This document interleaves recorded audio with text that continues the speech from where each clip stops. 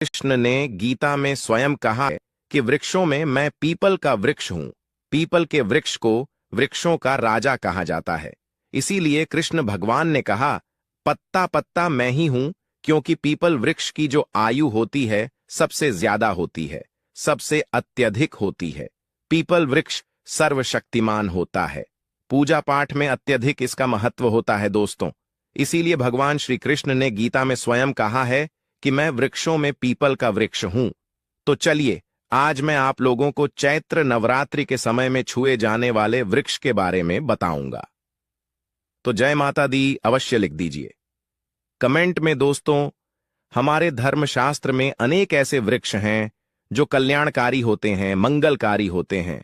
अगर इस वृक्ष को छू लेते हैं तो आपकी सभी प्रकार की परेशानी है, सभी प्रकार के कष्ट हैं, यह सब समाप्त हो जाते हैं। खास करके चैत्र नवरात्रि के समय में इसका असर कई लाख गुना होता है। चैत्र नवरात्रि के समय को शक्ति का पर्व कहा जाता है। शक्ति पर्व क्यों कहा जाता है? क्योंकि इस समय अचेत जो वस्तु होती है वह भी चेतना युक्त हो जाती है।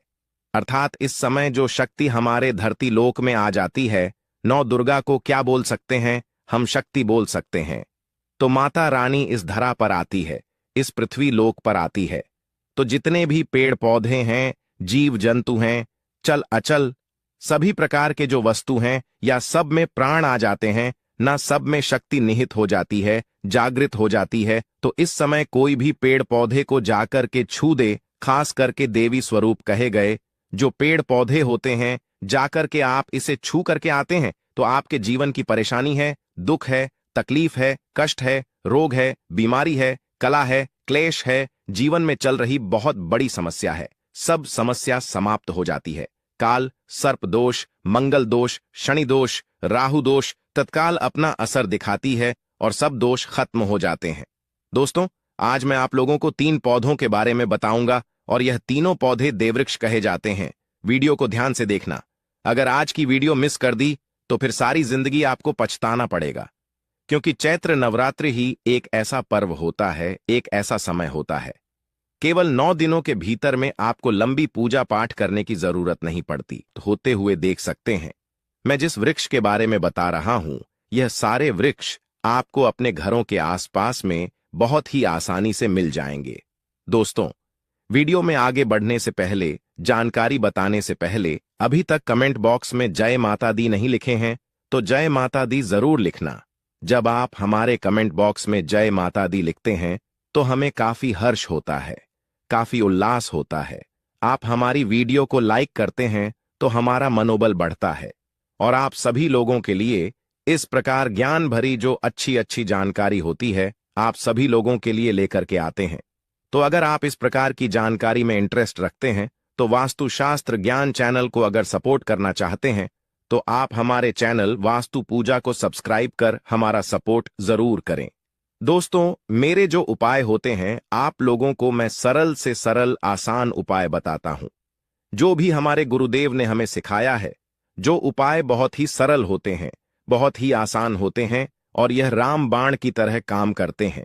जिस प्रकार प्रभु राम के जो बाण होते हैं अचुंग होते हैं, उसी प्रकार मेरे वीडियो में बताए गए जो उपाय होते हैं अचूक होते हैं, कभी भी प्रभावहीन नहीं होते हैं। तो वीडियो को ध्यान से देखना। कौन से ऐसे 3 वृक्ष हैं जिसे हमें छूकर के चैत्र नवरात्रि के समय में जरूर आना चाहिए? एक खास बात सभी दर्शकों को बताना चाहूंगा। चैत्र नवरात्रि के समय में जितना ज्यादा हो सके देव वृक्ष की पूजा जरूर करना। दोस्तों, देव वृक्ष में कई प्रकार के वृक्ष होते हैं। चलिए, मैं आप लोगों को बताना चाहूंगा कौन से वृक्ष को छूने से हमारी गरीबी मिटती है। पहला जो वृक्ष है, बेल का वृक्ष, जो बेल का वृक्ष है, यह वृक्ष माता पार्वती के पसीने से उत्पन्न हुआ है। स्कंद पुराण के अनुसार जो माता पार्वती है यह देवी स्वरूप कही गई है, अर्थात यह 9 दुर्गा के स्वरूप कही गई है। तो स्कंद पुराण की कथा में मेन कहा गया है जो बेल का वृक्ष है माता पार्वती के पसीने से उत्पन्न हुआ है। इसकी डाली में पार्वती, जड़ में ब्रह्म, तने में विष्णु एवं समस्त जो हिस्से हैं उसमें भगवान शंकर जी बसते हैं। संध्या काल में शिव मंदिर के समीप या 9 दुर्गा मंदिर के समीप जो बेल के वृक्ष हैं, इसके नीचे में घी का दीपक जलाने से व्यक्ति धनवान, गुणवान एवं पराक्रमी बनता है। व्यक्ति के सभी प्रकार के मनोरथ की पूर्ति होती है। हम हमारे धर्मशास्त्र यह भी कहते हैं, चैत्र नवरात्रि के समय में अगर कोई भी व्यक्ति, जी हां, चैत्र नवरात्रि के समय में अगर कोई भी व्यक्ति बेल के वृक्ष को माता नौ दुर्गा का ध्यान करते हुए 7 बार छू करके आ जाते हैं, तो ऐसे व्यक्ति की तत्काल अगर उपवास व्रत रखा है, ध्यान से सुनिए, जो लोग उपवास व्रत रखे हैं, ऐसे व्यक्ति की थकान सुस्ती तत्काल चली जाती है। ध्यान से सुनिए, जो व्यक्ति उपवास रखे हैं, व्रत रखे हैं, ऐसे व्यक्ति को चैत्र नवरात्रि के समय में जितना ज्यादा हो सके संध्या काल में बेल के वृक्ष को जरूर छूना चाहिए। केवल आप ज्यादा नहीं छू सकते तो 7 बार छू करके जरूर आ जाना और बेल वृक्ष के नीचे में घी का दीपक जरूर जला देना। दोस्तों, घी का दीपक जलाते हैं तो इसके क्या फायदे मिलते हैं, यह भी इस वीडियो में बताऊंगा। मैं सारी जानकारी इस वीडियो में विस्तार से बता रहा हूं, इसीलिए आज की वीडियो थोड़ी बड़ी बन सकती है। हो सकता है 15 मिनट की वीडियो बन जाए, लेकिन अपना पूरा समय जरूर देना, क्योंकि जब हम उपवास व्रत रखते हैं तो हमारे शरीर में काफी थकान आ जाती है, हमारे शरीर में ऊर्जा की कमी होने लगती है। हालांकि हमें आध्यात्म ऊर्जा प्राप्त होती है, लेकिन हमारे शरीर में ऊर्जा की कमी होने लगती है। भोजन न करने के कारण हमारे शरीर में ऊर्जा की कमी होती है, और इस ऊर्जा को बरकरार रखने के लिए, इस ऊर्जा को प्राप्त करने के लिए हमें बेल वृक्ष को छूना चाहिए। दोस्तों, अनेक संत महात्माओं ने बेल वृक्ष के पत्ते को खाकर के तपस्या की है एवं कई प्रकार की सिद्धियां हासिल की हैं। धर्मशास्त्र कहते हैं, अगर चैत्र नवरात्रि के समय में बेल के पत्ते खाए जाएं, तो जो व्यक्ति लंबे समय से जो मंत्र के जाप कर रहे हैं, सिद्धि प्राप्त नहीं हो पा रही है, फिर कुछ आप ऐसी सिद्धि को प्राप्त कर सकते हैं। जो सिद्धि आपको काफी लंबे समय से प्राप्त बेल के पत्ते खाने से, वह सिद्धि जल्दी प्राप्त होती है। इसके नीचे घी का दीपक जलाने से हमें की प्राप्ति होती है। सिद्धि का मतलब होता है कार्य में सफलता। तो जो लंबे समय से आपके कार्य नहीं हो पा रहे हैं, उस कार्य में चैत्र नवरात्रि के समय में जितने भी दिन हो सके, आप जो है जब भी आपको समय मिले तो शाम के समय में घी का दीपक जरूर जला देना। और अगर कोई भी व्यक्ति चैत्र नवरात्रि के समय में, ध्यान से सुनिए, अगर कोई भी व्यक्ति चैत्र नवरात्रि के समय में अगर बेल वृक्ष की जड़ में दूध चढ़ाते हैं तो सभी प्रकार के व्याधि दूर होती है। अगर सिंदूर युक्त गंगा जल चढ़ाते हैं तो व्यक्ति की गरीबी मिटती है। अगर तिल चढ़ाते हैं बेल वृक्ष के जड़ में तो सौभाग्य की प्राप्ति होती है। और अगर बेल के तीनों पत्तों में, दोस्तों ध्यान से सुनिए, त्रिदेवी कही गई है, जैसे कि महाकाली, महालक्ष्मी, महासरस्वती, तो अगर बेल के जो 3 पत्ते हैं, महालक्ष्मी, महाकाली, महासरस्वती के स्वरूप कहे गए हैं, तो बेल के अगर तीनों पत्तों में ओम, दूसरे पत्ते में हरि ओम को सिंदूर से लिख करके चढ़ाना होता है। सिंदूर से लिख करके चढ़ाया जाए तो तत्काल उसी समय मनोकामना की पूर्ति होती है, कार्य में सफलता मिलती है। कोई लंबे समय से आपकी मनोकामना हो, आप चाहते हैं वह मनोकामना पूर्ण हो जाए, तो यह उपाय अवश्य करिएगा। दोस्तों, इसकी जड़ में ध्यान से सुनिए, चैत्र नवरात्रि के समय में इसकी जड़ में अगर तांबे की कोई भी रिंग होती है, जिसे हम एक प्रकार के तांबे की जो धातु है, यह मंगल से जुड़ी हुई होती है, तो अगर चैत्र नवरात्रि के समय में इसकी जड़ में तांबे की जो रिंग होती है, अंगूठी होती है, अगर आप 4 अंगुल खंड करके दबा करके आ जाते हैं, चैत्र नवरात्रि भर इसे दबे रहने देना है। इसके बाद अगर आप पहन लेते हैं तो वह जागृत हो जाती है, क्योंकि जो बेल के वृक्ष हैं स्वयं जागृत कहे गए हैं, और चैत्र नवरात्रि के समय में इसकी जो आवरा होती है, इसकी जो ऊर्जा होती है, अत्यधिक बढ़ जाती है। फिर अगर आप इस प्रकार की अंगूठी को पहनते हैं तो कभी भी आपको रक्त संबंधी समस्या नहीं आती, शनि का दोष नहीं सताता, राहु की पीड़ा नहीं सताती, और नौ दुर्गा की कृपा से सदैव आप सुरक्षित रहते हैं। ऐसे व्यक्ति की कभी भी अकाल मृत्यु नहीं होती।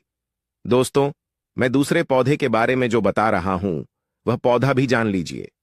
मैं जो दूसरे पौधे के बारे में बता रहा हूं, यह शमी का वृक्ष है। शमी के वृक्ष को जगदम्बा के स्वरूप कहा गया है। जो शमी के वृक्ष हैं, यह स्वयं जगदम्बा के स्वरूप हैं। इस पर स्वयं मां जगदम्बा स्वयं साक्षात विराजमान रहती हैं। और कोई भी व्यक्ति अगर संध्या काल में चैत्र नवरात्रि के समय में इसके नीचे में धूप दीप जलाता है, धुआं दिखाता है, तो उनकी सभी प्रकार की परेशानी दूर होती है। धर्मशास्त्र कहते हैं, अगर कोई भी व्यक्ति चैत्र नवरात्रि के पूरे समय में हो सके, अगर आप एक दिन भी करना चाहते हैं तो आप यह उपाय एक दिन भी कर सकते हैं, पंचमी या सप्तमी के दिन कर सकते हैं। तो हमारे धर्मशास्त्र में कहा गया है, अगर चैत्र नवरात्रि के समय में लाल चूड़ी अगर कोई भी व्यक्ति मनोकामना बोलते हुए शमी के वृक्ष में बांधे तो वह मनोकामना की पूर्ति होती है। लाल चूड़ी अगर कोई भी महिला जाकर के बांधती है तो उन्हें सौभाग्य की प्राप्ति होती है, उनके पति की कभी भी अकाल मृत्यु नहीं होती। इसकी जड़ में सिंदूर डालने से व्यक्ति को आरोग्य की प्राप्ति होती है। जो लोग लंबे समय से बीमार पड़े हैं, ऐसे व्यक्ति के जो घर में रहने वाले सदस्य हैं, तो वह लोग जो बीमार पड़े हैं उनके शरीर से 7 बार सिंदूर को उतारा करके शमी की जड़ में डाल सकते हैं, तो उनके रोग जल्दी ठीक हो जाएंगे। जो लोग लंबे समय से बीमार पड़े हैं या फिर आप बीमारी से बचना चाहते हैं, निरोग रहना चाहते हैं, तो इसकी जड़ में सिंदूर जरूर डाल देना। मनोकामना पूर्ति करने के लिए मैं हो जाएगी। तो मंत्र कौन सा है? तो आपको बोलना है, मम मनोरथ पूरे मम दरिद्र नाश। यह मंत्र आपको बोलना है। यह मंत्र बोलते शमी के वृक्ष को छूना है, सभी प्रकार के आपके मनोरथ की पूर्ति होगी। आपकी जो दरिद्रता है, दरिद्रता समाप्त हो जाएगी, छू मंत्र हो जाएंगी। या आपको छूते हुए बोलना है। आप चाहते हो तो चैत्र नवरात्रि के समय में मौली धागे भी शमी के वृक्ष पर बांध सकते हो। अधिकतर लोग मौली धागे बांधते हैं। मौली धागे बांधने से माता रानी आपसे बंध जाती है। दोस्तों, कहने का मतलब है कि माता रानी आजीवन आपका साथ देती है, आपके हर कदम में मार्गदर्शन करती है। इसकी जड़ की मिट्टी लाकर के ध्यान से सुनिए। चैत्र नवरात्रि के समय में अगर आप जो है 9 दुर्गा के उपवास नहीं कर पा रहे हैं, व्रत नहीं कर पा रहे हैं, किसी कारणवश, तो केवल इसकी जड़ की मिट्टी लाकर के चैत्र नवरात्रि के समय में स्नान करने से व्यक्ति का भाग्य उदय हो जाता है, व्यक्ति का भाग्य चमक जाता है। व्यक्ति की जो फूटी किस्मत होती है वह भी चमक जाती है। आप में से अधिकतर लोग बोलते हैं ना कि हमसे लक्ष्मी नाराज हो चुकी है, लक्ष्मी हमारे घर में आना ही बंद कर चुकी है। तो आप चाहते हैं कि लक्ष्मी की कृपा प्राप्त हो जाए, तो नित्य चैत्र नवरात्रि के समय में इसकी मिट्टी को लाकर के चैत्र नवरात्रि के समय में स्नान करना शुरू कर दीजिए। नहाने वाले पानी में डालकर के स्नान करना शुरू कर दीजिए। आपके शरीर से दोष दूर हो जाएंगे। आपके शरीर से किसी भी प्रकार की पीड़ा है, नकारात्मक शक्ति आपके शरीर में प्रवेश कर गई है, वह भी समाप्त हो जाएगी। दोस्तों, तीसरे क्रम में मैं जिस वृक्ष के बारे में बता रहा हूं, मित्रों, इस वृक्ष को देव वृक्ष भी कहा जाता है। जो तीसरा वृक्ष है वह है परिजात का वृक्ष। परिजात का वृक्ष समुद्र मंथन से उत्पन्न हुआ था और यह देवराज इंद्र के नंदन वन में स्थापित किया गया था। परिजात वृक्ष भगवान कृष्ण ने मानव जन कल्याण के लिए धरती लोक पर लाए थे, जो पारिजात का वृक्ष है। इसे भी लक्ष्मी का स्वरूप कहा गया है, क्योंकि माता लक्ष्मी भी समुद्र से उत्पन्न हुई है और प्रजात के वृक्ष भी समुद्र से उत्पन्न हुआ। इस नाते यह माता लक्ष्मी की बहन कही जाती है। तो ऐसा माना जाता है कि कोई भी मनुष्य, उनके शरीर में कितनी भी ज्यादा थकान हो, कितनी भी पीड़ा हो, जैसे कि चैत्र नवरात्रि के अगर आप व्रत रख रहे, व्रत के दौरान अगर आपके शरीर में थकान है, पीड़ा है, तो परिजात के वृक्ष को शाम के समय में छू करके जरूर आ जाना। आप चाहते हो तो चैत्र नवरात्रि के किसी भी टाइम में आपको टाइम मिले, उस समय में जाकर के इसके वृक्ष को छू सकते हैं। इसके वृक्ष को छूते ही तत्काल शरीर से पीड़ा है, जो थकान है, सुस्ती है, कमजोरी है, वह समाप्त हो जाती है। इस वृक्ष के नीचे में अगर चैत्र नवरात्रि के समय में घी का दीपक जलाया जाए, चुटकी भर सिंदूर अगर इसकी जड़ में डाला जाए, तो सभी प्रकार की मनोकामना की पूर्ति होती है।